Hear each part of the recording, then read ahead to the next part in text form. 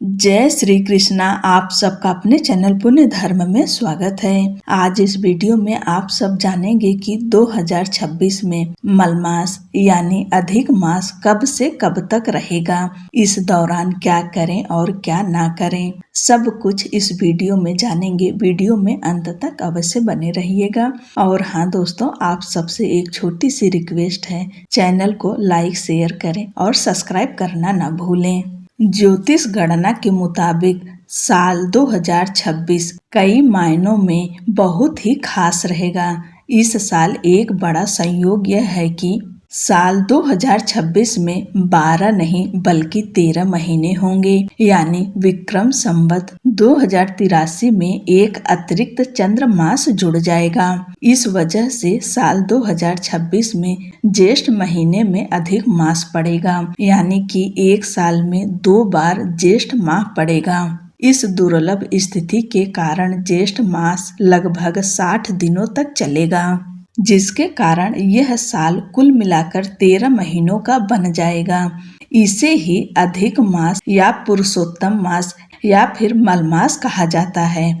इस मास का खास महत्व होता है। ज्योतिष शास्त्र के अनुसार यह स्थिति तब बनती है जब चंद्रमा कैलेंडर और सूर्य कैलेंडर की गणना में अंतर होता है। अब जानिए कि अधिक मास किसे कहते हैं। इसके पीछे एक पौराणिक कथा यह है कि जब अधिक मास अस्तित्व में आया तो किसी भी देवता ने उसे स्वीकार नहीं किया। तब भगवान विष्णु ने उसे अपने संरक्षण में लेकर पुरुषोत्तम मास नाम दिया। तभी से यह महीना अत्यंत पवित्र माना जाता है। मान्यता है कि इस अवधि में किए गए जप, तप, दान, ध्यान और भक्ति विशेष फलदायी होते हैं।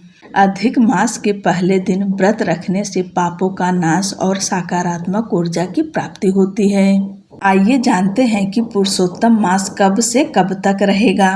पुरुषोत्तम मास की शुरुआत 17 मई 2026 से होगा और इसका समापन 15 जून 2026 को होगा, यानी 17 मई से लेकर 15 जून तक पुरुषोत्तम मास रहेगा। आप सभी को कोई भी नया व्रत उठाना हो तो आप 17 मई से पहले ही उठा लीजिए, क्योंकि अधिक मास में नया व्रत नहीं उठाया जाता है और जिस साल अधिक मास लगता है उस साल नया व्रत नहीं उठाया जाता, यानी एक साल तक नया व्रत नहीं उठाया जाता। इसलिए आप सभी को कोई भी व्रत उठाना हो, जैसे प्रदोष का व्रत हुआ, एकादशी का व्रत हुआ, या फिर दिन के हिसाब से व्रत रखना चाहते हैं, जैसे बृहस्पतिवार, शुक्रवार, मंगलवार, इस तरह से व्रत उठाना हो तो आप 17 मई से पहले ही उठा लीजिए।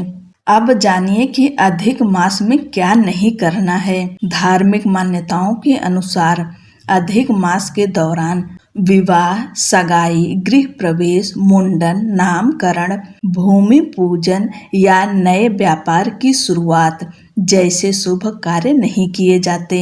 माना जाता है कि इस अवधि में ग्रहों की स्थिति अनुकूल नहीं रहती और किए गए मांगलिक कार्य अपेक्षित फल नहीं देते।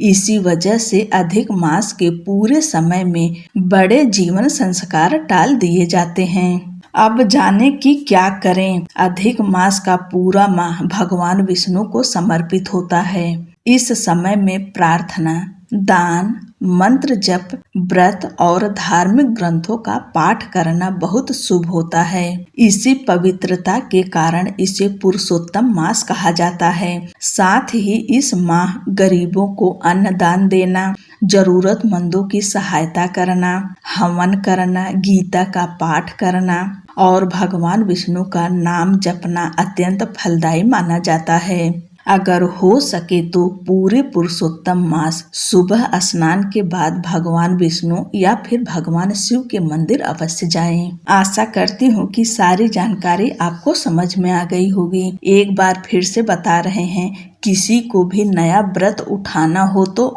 आप सब 17 मई से पहले ही नया व्रत उठा लीजिए।